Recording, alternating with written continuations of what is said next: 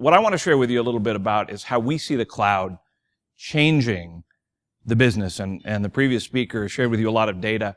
But I'm going to give you the Cisco point of view on how we see the cloud coming together with the network and the applications to really enable what we call the Internet of Everything, which is the sort of the bigger view of the Internet of Things.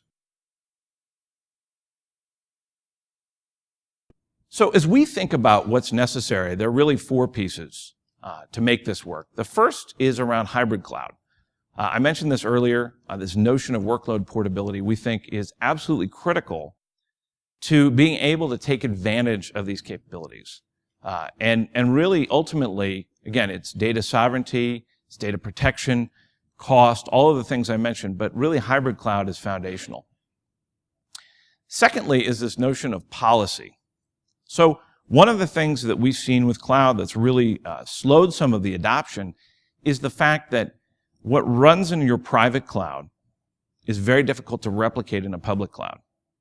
So I'll be a little bit technical here for a second. If you think about a VLAN configuration, right, or a firewall configuration, or whatever set of rules that you've built, your teams have built around your services, those need to be able to be portable. And to do that, we think having a policy-driven approach is going to be the easiest way to make that work. So that's really all about programmability and the capability to move things around. Just like we move applications, you need to move the network policy with it. The other point here is really around data virtualization. So data virtualization, we think, is, again, going to be one of the next key areas of focus in the cloud and is going to enable the IOE. And if you think about what Internet of Everything is all about, and again, it sounds cliche, but it's really happening in a lot of cities around the world, it's around connecting the traffic lights together with the road sensors, together with the routes that the snowplows or the garbage trucks might take. And so to do this, it's really about capturing data and making sure that you can move that seamlessly and dynamically around the network. And the last thing we think is important, if you believe that the power of the Internet is about the Metcalfe's law, right, the number of connections, is really that the ecosystem-based approach is critical. And we think that having an ecosystem of ISVs, of hardware vendors, of network providers, of capabilities that you can buy as you need them, we think that's going to be a winning combination. But not just a winning combination, we think it's going to be the core requirement. Because again, what made the Internet powerful was that you don't have to think about how your traffic is moving across, it just works. The other thing we see as really being critical for, again, for you, is this notion of being a service orchestrator. Now, what does that mean? Really, what that means is it's going to be critical for you to be able to represent the entirety of all those cloud services back into your enterprise, back into your company. And so, again, a lot of this comes back to control, but a lot of this also is linked to the tool set that you have at your disposal to enable these services to come online, to meet your corporate policies, to meet SOX compliance or HIPAA compliance or whatever it happens to be.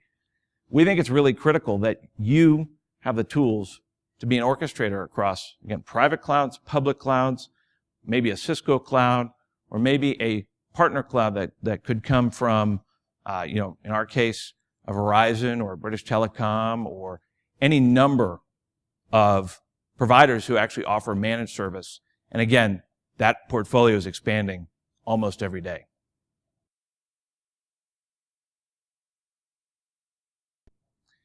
And today, as we think about it, what we call the Intercloud, which is the Internet for clouds or the network of clouds, is really actually in a place where we can actually, we believe, start to enjoy some of the same benefits within cloud. We can get away from the islands of functionality that exist in Amazon and Microsoft and IBM and a lot of the other public clouds, but including your own private clouds. We believe that the power is going to be to link these together in a scalable, programmable way with web scale tools that give you the ability to really dynamically take advantage of new capabilities that come into the market. And ultimately, this becomes the platform for the Internet of Everything. If the objective is to connect everything, then you've got a great opportunity here to actually start to leverage assets across your business. We are very bullish on the cloud. This is one of the biggest bets that Cisco has made in our history, quite frankly. We see the Intercloud and the cloud opportunity as being the pivot for not only our future, but for our customers' future and for your future.